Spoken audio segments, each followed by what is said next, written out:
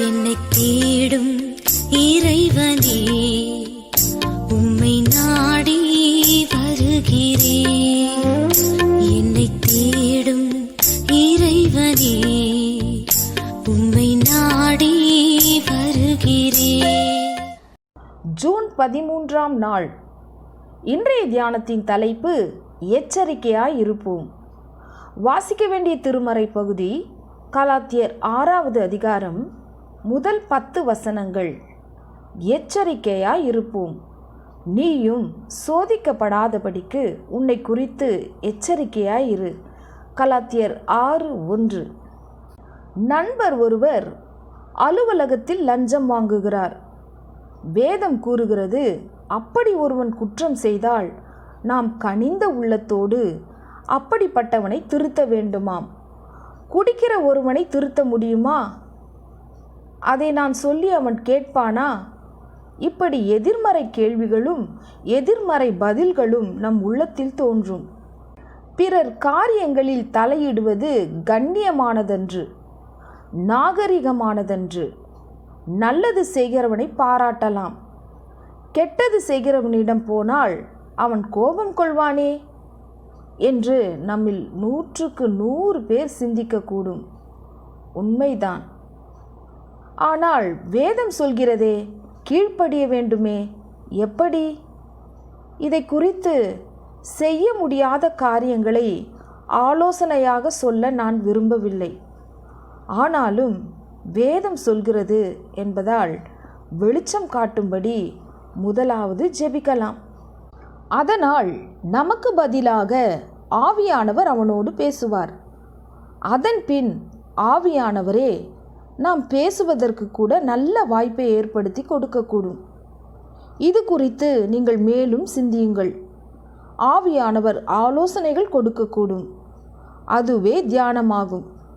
சரி, நாணயத்தின் ஒரு புறத்தை பார்த்துவிட்டோம். அடுத்ததை பாருங்கள். நீயும் எச்சரிக்கையாயிரு என்று வசனம் எச்சரிக்கிறது.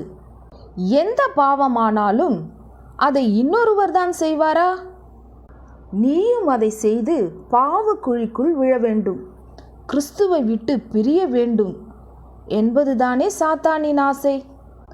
அவன் தன் ஆசையை நிறைவேற்றும்படி நமக்கு ஆசையை ஊட்டுவான் அல்லவா, நம்மை சோதிப்பான் அல்லவா.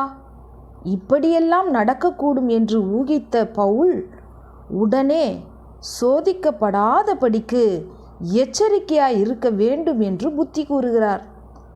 எந்த பாவமானாலும், நாம் பிறருக்கு செய்யாதே என்று கூறிய பாவங்களானாலும் அவை நம்மை சோதித்து பதம் பார்க்க வாய்ப்புண்டு.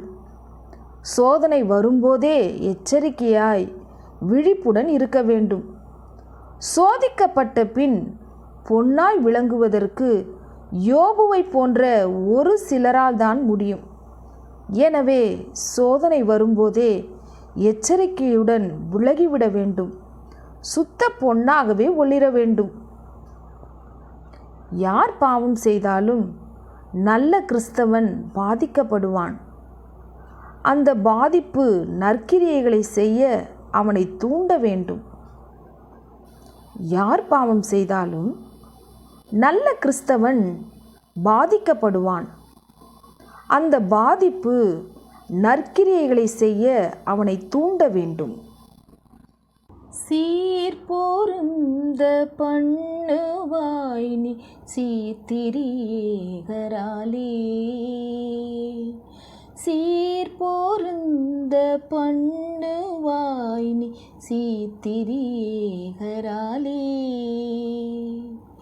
கள்ள சாத்தான் மெல்ல வந்து உள்ளம் கவர்ந்திடாமல், கள்ள சாத்தான் மெல்ல வந்து உள்ளம் கவர்ந்திடாமல், வழி நடத்தும் வல்லவர் இயேசுவின் வழி பிறழாதே,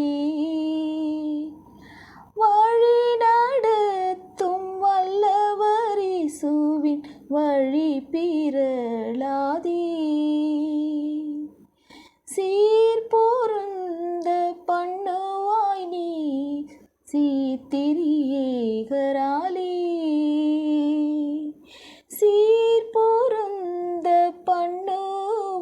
நீ சீத்திரியேகராலே.